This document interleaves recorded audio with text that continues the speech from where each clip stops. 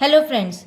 So now according to this expression, we follow the Bodmas rule which dictates the order of operation. First bracket, small bracket, curly bracket, then square bracket O. O stand for how we convert into multiplication, we solve roots and exponents.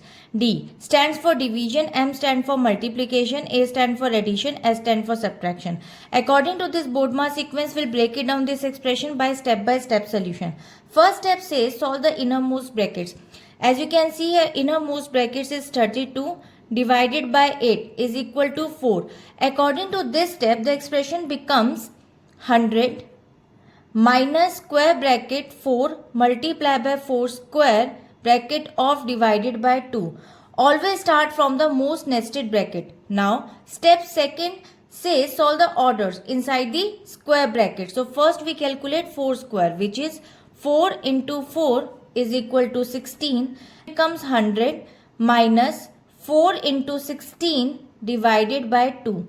According to this step, exponents inside the bracket must be cleared before finishing the brackets operation. Now, third step, complete the remaining brackets. Multiply the numbers inside the square brackets. 4 multiplied by 16 equals to 64.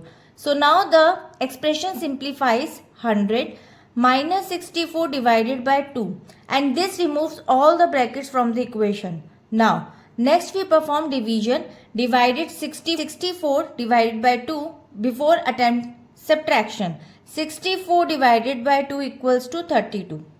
So now the expression becomes 100 minus 32 and division takes the precedence over the subtraction.